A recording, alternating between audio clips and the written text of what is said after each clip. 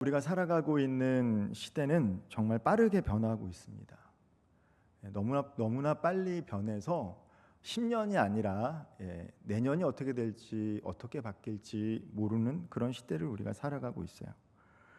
이렇게 빨리 변하다 보니까 요즘 많은 젊은이들, 특별히 청년들은 어떤 길을 선택해야 할지, 그리고 선택한 이 길이 참 맞는 길인지 고민이 될 때가 있습니다. 그리고 무엇을 선택해야 할지 몰라 마음이 무겁기도 하고요. 조금 늦어지면 경쟁에 뒤처질까 봐 두렵기도 합니다. 그런데 성경은 어떻게 말씀하고 있습니까? 한 치 앞을 모르고 살아가는 우리 인생들을 향해 오늘 함께 읽었던 이 말씀은 하나님께서 우리의 인생을 어떻게 인도하고 계신지 말씀해 주고 계십니다. 오늘은 그 말씀을 함께 나누기를 원하는데요. 말씀 나누기 전에 그림 하나 한번 같이 볼게요. 혹시 이 그림 아시나요? 이 달과 유펜스라고 하는 소설이 있어요. 그 달과 유펜스라는 소설을 보면 그 주인공이 원래는 금융업의 주식 중개인이었습니다. 그러다가 이제 나중에 그림을 그리죠. 근데 실제 모델이 누구냐면 프랑스의 화가 폴 고갱이에요. 이 폴 고갱의 그림이죠. 우리는 어디서 왔고 우리는 누구이면 우리는 어디로 가고 있는가. 이 다양한 사람들과 상징적인 화폭이 되게 인상적입니다. 내려주셔도 됩니다. 내려주셔도 돼요.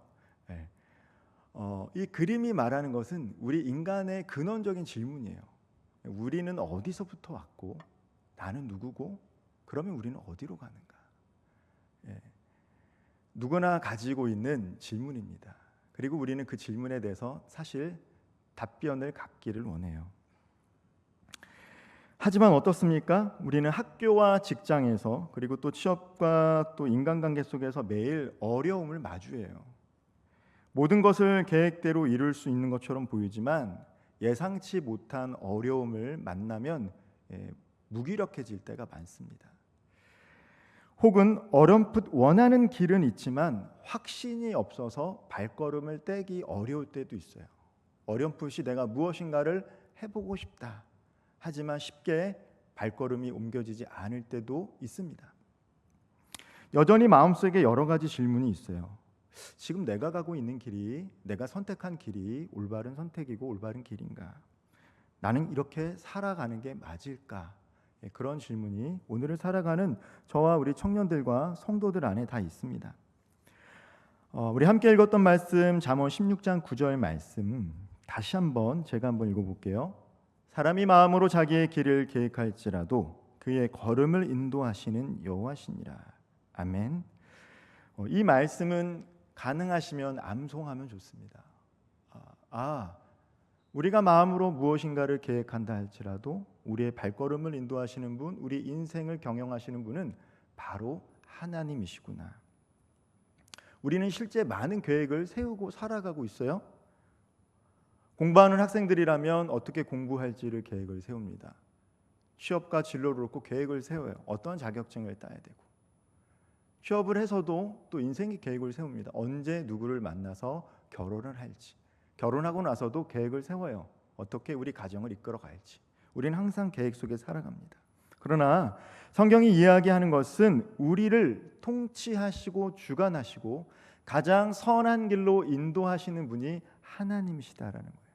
우리가 많은 것을 계획하고 선택하는 것 같지만 그러나 결국 우리 수고의 열매와 결과물은 하나님께서 주관하시고 있다라는 게 성경에서 이야기하고 있는 거예요. 우리가 사람이 자기의 길을 계획한다라고 해서 그리고 하나님께서 인도하신다라고 해서 우리가 계획한 대로만 살아가는 것도 아니고요. 하나님이 우리의 삶을 인도하신다라고 해서 우리가 아무것도 하지 않는, 책임지지 않는 인생을 살아가는 것도 아닌 것입니다. 성경은 분명히 생육하고 번성하라라고 이야기하고 있습니다. 땅을 정복하라라고 이야기합니다. 특별히 함께 읽었던 이 잠언의 말씀은 계미를 본받아서 부지런히 살아가는 것이 지혜다라고 얘기해요. 즉 부지런히 계획적으로 살아가도록 성경은 오늘을 살아가는 저희들에게도 말씀해 주고 있습니다. 예수님께서도요, 두 아들의 비유와 달란트 비유를 통해서 주어진 것을 가지고 최선을 다하는 삶이 종말의 때를 살아가는 삶이고 지혜로운 삶이다라고 이야기합니다. 따라서 마음으로 길을 계획한다라는 것, 무책임하거나 아무것도 하지 않고 기다린다라는 것을 의미하지는 않아요. 하나님께서 주신 지혜와 우리에게 주어진 자유의지를 통해서 목표를 세우고 열심히 살아가는 것 분명 필요합니다. 동시에 성경은 우리가 열심히만 살아가라고 이야기하지는 않습니다. 그건 세상에서 말하는 자기계발서와 차별이 없어요. 성경에서 말하는 건 무엇입니까? 절대 주권자이신 하나님을 인정하라는 거예요. 지혜와 시간과 의지를 가지고 계획하는 것 중요하지만 그것을 주관하시는 분이 따로 있다라는 거예요. 전자 앞에서도 계획하는 건 매우 중요하다는 것이죠. 그러나 후자 하나님의 주권과 인도하심이 우리 인생에 있어서 얼마나 큰지를 이야기하는 것입니다. 계획을 세우는 주체는 우리예요. 그 계획의 최종 결론과 열매는 그러나 하나님 손에 달렸다라는 거예요. 하나님 손에 달렸다. 잠언 19장 21절 말씀을 같이 한번 읽어봤으면 좋겠습니다. 잠언 19장 21절 말씀 함께 읽겠습니다. 사람이 마음에는 많은 계획이 있어도 오직 여호와의 뜻만이 완전히 서리라. 제가 우리 청년들보다는 조금 더 살았잖아요. 예전에는 저도 자기계발서 참 많이 읽었거든요. 직장 생활하면서 저는 자기계발서 참 많이 읽었어요. 그리고 그것이 또 도움이 줄 때가 있습니다. 이렇게 시간 관리도 하고 사람들과의 관계도 관리하고 계획을 세우는 거 참 중요하다는 것 깨닫게 돼요. 그런데 살다 보니까 인생이라는 게 내 계획대로 되는 게 아니더라고요. 물론 계획대로 하면 그 계획대로 살아갈 수가 있어요. 그런데 그렇지 못할 때가 더 많다. 평범한 나에게는 그런 것이 더 많다라는 것을 깨달았습니다. 계획도 필요하지만 결국 인도하시는 분은 하나님이시구나라는 걸 깨달았어요. 저도 제가 이 목회자가 될 줄은 전혀 생각하지 못했습니다. 목회자가 되는 길은 저의 계획에 없었어요. 물론 어려서부터 목회자로 준비하시는 분들이 참 많아요. 나는 주의 종이 되겠다. 그래서 자기를 훈련하고 연단해서 그 길을 잘 가시는 분이 많습니다. 분명 계획하고 가는 거예요. 그런데 저는요 전혀 저희 리스트에 목회자가 되겠다는 생각을 갖지 않았어요. 저는 제가 하고 싶은 게 있었고 그것을 최선을 다해 준비했어요. 그런데 하나님은 돌이켜 보니까 다른 길로 이렇게 오게 하시더라고요. 그러면서 느끼는 게 뭐냐면 내가 계획을 한다 할지라도 하나님께서 인도하시는 길은 또 따로 있을 수 있구나라는 생각을 가져요. 그리고 지금도 그 생각은 변함이 없습니다. 지금도 계획을 세우고 전 살아가요. 나름대로 저의 인생의 계획이 있고 가정의 계획이 있고 목회의 계획이 있겠죠. 그러나 그 계획이 내가 원하는 대로 흘러가지 않아도 불안하지 않는 이유는 뭐냐면 하나님께서 가장 선한 길로 인도하신다라는 것을 저는 믿기 때문입니다. 이 길로 가면 어떡하지? 내가 생각하지 못한 길인데 그러나 그 길이 바로 가장 선한 길이에요. 우리가 계획을 세우되 하나님께 모든 것을 맡기며 의리하며 진행하고 있다라는 것, 하나님 그렇게 우리 인생을 주관하고 있다라는 것을 기억해야 돼요. 하나님을 인정하지 않고 자기 의지와 능력만을 과신하면 어떻게 됩니까? 계획이 틀어지면요 낙심하고요 교만해질 수 있습니다. 계획이 틀어지면 낙심하고 잘 되면 교만해요. 내 계획대로 되잖아요. 계획이 틀어져요. 그럼 쉽게 좌절합니다. 잘 되면 어떻게 됩니까? 난 능력 있는 사람이야. 대부분의 사람은 그렇게 살아가요. 반대로 하나님이 다 하실 것이다. 하나님이 다 하실 것이기 때문에 나는 아무런 준비하지 않아도 돼 라고 하면 어떤 문제가 생겨요? 게으르고 무책임한 삶을 살아가게 됩니다. 그런 얘기가 있더라고. 어떤 신학생이 공부를 해야 되는데 참 기도 열심히 기도하시는 분인데 시험 기간에도 기도만 한 거예요. 기도만. 하나님 제게 지혜를 주시고 기도만 한 거예요. 시험지를 받았죠. 거기에 하나님께서 다 하십니다. 이렇게 쓰시는 분들이 있대요. 하나님께서 다 하신다. 그럼 교수님들은 어떻게 합니까? F 이렇게 주시죠. 하나님은 하시지만 전도사님이 안 하셨으니까, 그렇죠? 우리가 해야 될 목들이 있다라는 거죠. 그러니까 사실 우리가 어떻게 열심히 살 것인가, 그리고 하나님께 맡길 것인가, 지혜롭게 균형을 이루는 게 건강한 거예요. 내가 계획을 세우고 열심히 시간 관리를 해서 내가 원하는 인생을 살겠다. 이것도 성서적이지 않습니다. 그리고 한편 난 하나님 믿으니까 다 맡기고 살아갈 거야 해서 계획도 없이 무절제한 삶 살아가는 것, 그것도 하나님께서 원하시는 게 아니에요. 계획은 세우되 최선을 다해서 계획을 세우고 준비된 인생을 살아가되 내가 원하지 않는 결과물을 맞이할지라도 하나님께 모든 것을 맡기고 걸어가는 삶, 그것이 하나님께서 우리들에게 원하시는 삶입니다. 잠언 16장 9절은요. 인간은 책임 있게 계획하고 하나님은 그것을 지도하시고 최종적으로 열매 맺게 하시는 분이시다라는 것을 가르쳐주고 있는 거예요.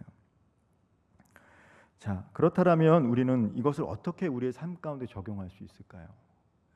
그러면 나는 계획은 내가 세우되 인도하시는 받는 삶을 살고 싶으면 우리는 어떻게 그런 삶을 살 수 있을까요?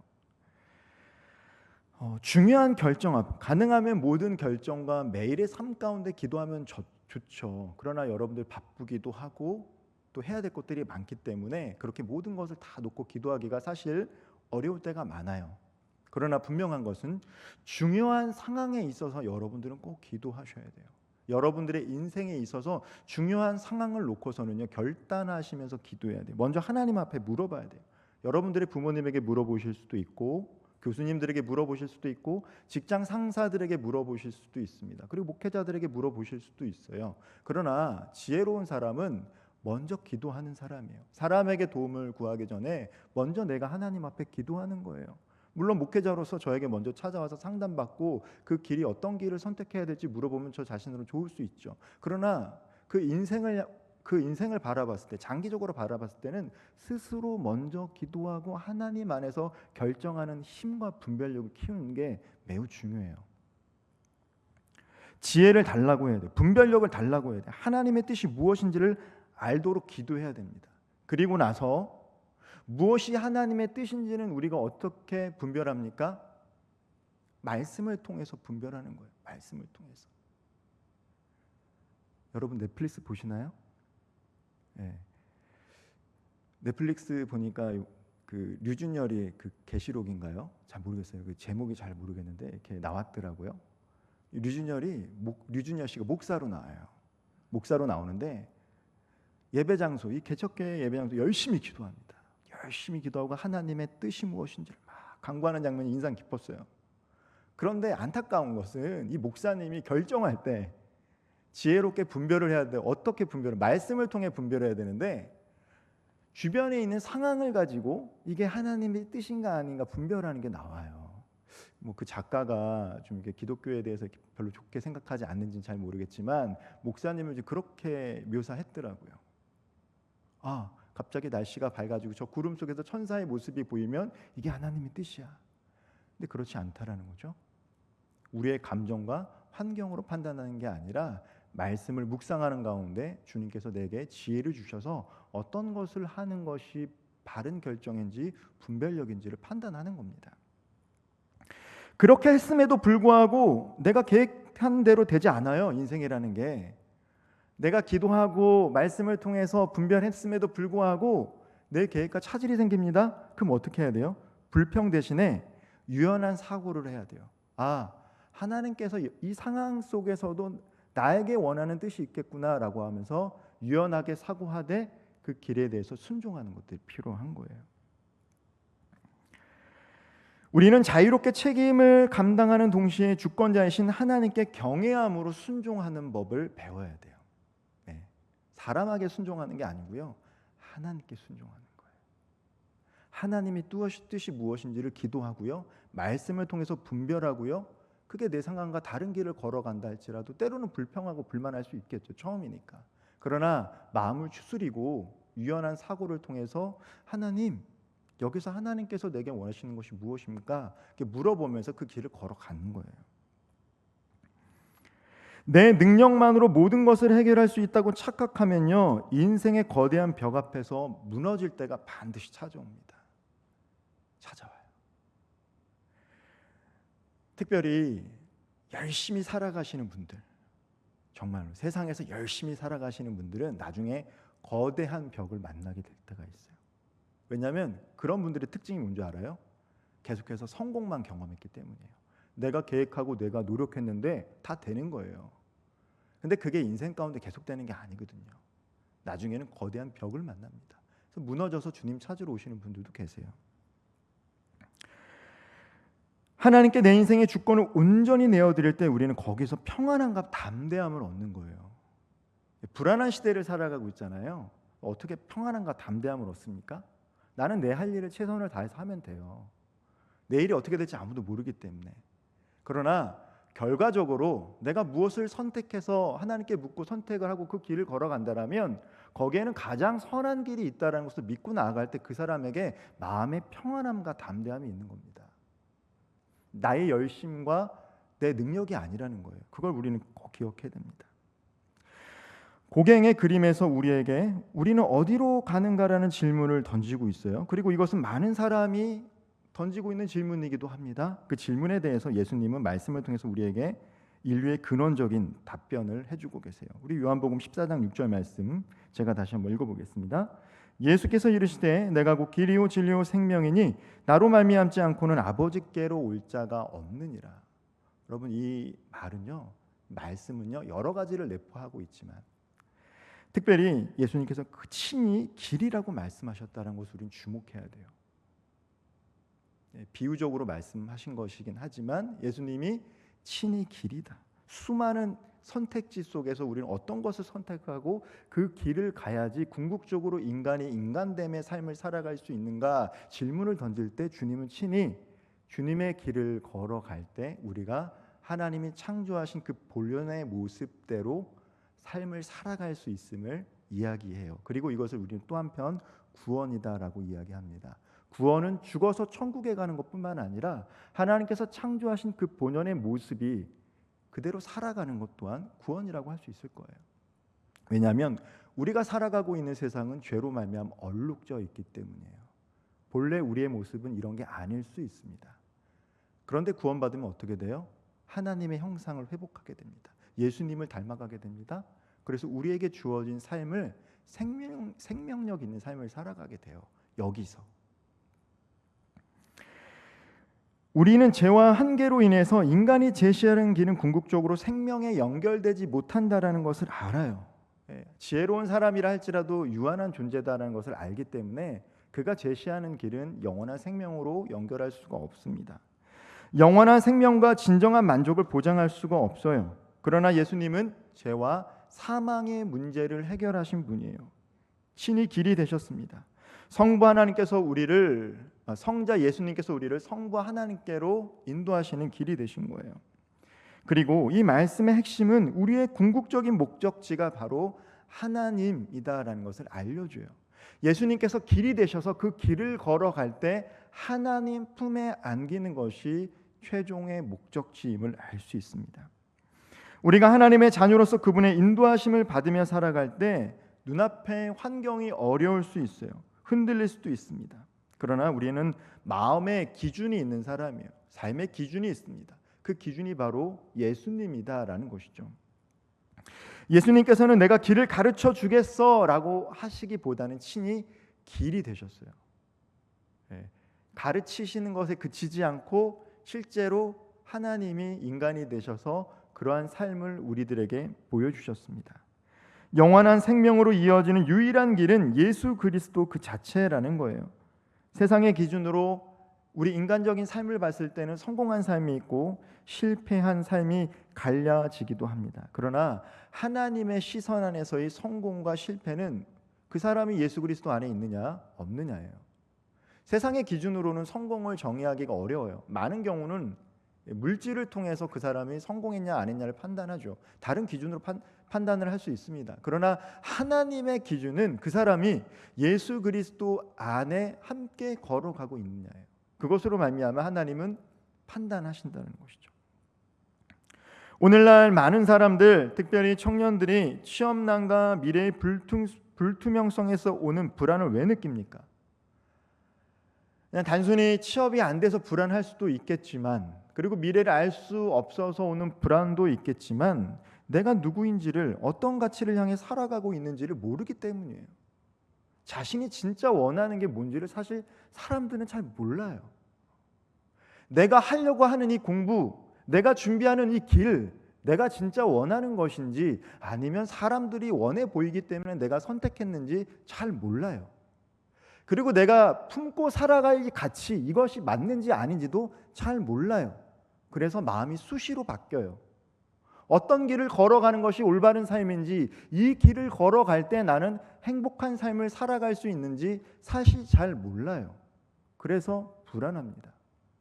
유한한 인생 속에서 잘못된 것을 선택해서는 안 되는데 혹여나 내가 잘못된 것을 선택해서 인생의 낙오자가 되면 어떡하지라는 불안감이 청년들뿐만 아니라 오늘을 살아가는 많은 사람들에게도 있다라는 것이죠. 폴 고갱이 던진 우리는 어디서 왔으며 어디로 가는가라는 질문에 쉽게 대답할 수 없는 것은 우리 안에 불신과 죄악이 싹터 있기 때문입니다. 그러나 하나님은 말씀을 통해서 궁극적인 질문에 대한 답변을 주셨어요. 우리는 하나님께서 지으신 존재라는 사실이에요. 나는 누구인가? 나는 하나님께서 창조하신 존재이다. 그리고 나는 예수님을 통해 궁극적으로 하나님 품으로 돌아가도록 부르심을 받은 자이다. 사람의 계획만으로 인생을 붙드는 것이 아니라 하나님께서 우리의 걸음을 인도하신다라는 것을 붙들 때 우리는 진정 어디로 가는지를 알게 되는 거예요. 하나님의 인도하심을 믿고 예수님이 길 되심을 깨달았다면 이제 그 길을 실제로 걸어가는 것이 필요합니다. 이제 우리도 걸어가는 게 필요하다는 거예요. 주님께서 걸어가셨던 그 길이 뭐예요? 그것은 예수님께서 보여주신 사랑과 희생을 배우는 거예요. 너무나도 관념적이고 너무나도 와닿지 않아요. 그러나 주님은 성경을 통해서 사랑하는 법에 대해서 이야기해 주고 있습니다. 그리고 희생하는 법이 무엇인지를 가르쳐 주셨어요. 그리고 삶 속에서 용서와 화해와 나눔을 하도록 말씀해 주셨어요. 그게 바로 주님이 가신 그 길을 가는 거예요. 사랑하고 희생하고 용서하고 화해하고 나누는 삶, 그게 그 길을 걸어가는 사람만이 하나님 품에 안길 수 있다라고 주님은 실제로 길을 보여주시고 그 삶을 사신 것이죠. 그리고 사순절을 지나고 있는 우리, 어떻게 우리가 그 길을 가게 되었습니까? 예수님께서 친히 십자가에 달려 죽으셨기 때문에, 우리를 사랑하시기 때문에 희생하셨어요. 그래서 오늘 우리가 이 자리에서 예배를 드리고 있는 거예요. 그리고 이 예배를 드리는 우리가 하나님을 알지 못하는 사람들과 또 하나님을 알지만 연약하기에 부딪히는 사람들과 함께 살아가며 사랑하고 희생하라는 거예요. 때로는 갈등이 있지만 용서하고 화해의 손을 내밀며 나누고 베푸는 삶을 살라라는 거예요. 그리고 그 길을 걸어갈 때 궁극적으로 올바른 길이다라고 우리 주님께서는 친히 말씀하셨고 보여주셨습니다. 우리 인생은 어떻게 보면 하나의 캔버스와 같다라고 할 수 있어요. 온갖 색을 칠하면서 각자 자신의 그림을 그려갑니다. 독특한 인생을 준비하고 있어요. 완성해 가는 과정 가운데 있습니다. 그런데 안타깝게도 때로는 어두운 색으로 그 캔버스를 칠할 때가 있고요. 내가 생각했던 색깔이 아닌 다른 색깔이 튀길 때도 있어요. 그래서 우리는 혼란스럽기도 하고 두렵기도 합니다. 그러나 그 모든 과정은 하나님께서 예비하신 길이다라는 것을 우리는 믿어요. 때로는 내가 경험하고 싶지 않은 경험도, 예상치 못했던 사건들도 하나님께서 하나님의 섭리 안에 합력하여 선을 이루신다는 것을 알기 때문에 불안하고 두렵기도 하지만 그 불안함과 두려움을 맡기고 주님과 동행하며 하나님의 신실하신 성품을 믿기 때문에 걸어갈 수 있는 거예요. 오히려 나는 그림을 망쳐버렸어라고 하면서 예전 말이기도 하죠. 이생망, 이번 생에는 망했어, 이런 게 아니라는 거예요. 내 그림 망쳐버렸어가 아니라 이제 내 캠퍼스, 내 붓이라는 손의 주인은 내가 아니라 하나님이시다라고 겸손히 맡겨드릴 때 하나님께서는 우리 인생을 하나님 손에 맡긴 사람을 걸작품으로 만드신다는 거죠. 이미 우리는 걸작품인데 하나님이 함께하는 사람은 그런 인생을 살아가는 거예요. 오늘 말씀을 함께 나누면서 혹 내가 지금 잘못된 길을 걷고 있는 것은 아닐까라고 두려워하는 분이 계신다라면 두 가지만 좀 기억했으면 좋겠습니다. 두 가지만. 다른 거는 기억 안 하셔도 돼요. 두 가지만. 하나님은 나의 사소한 계획과 고민까지 다 아시고 나를 가장 더 좋은 길로 인도하시는 분이다. 내가 생각했던 계획과 다른 길을 걸어간다 할지라도 하나님은 가장 좋은 길로 나를 인도하시는 분이다. 두 번째가 무엇입니까?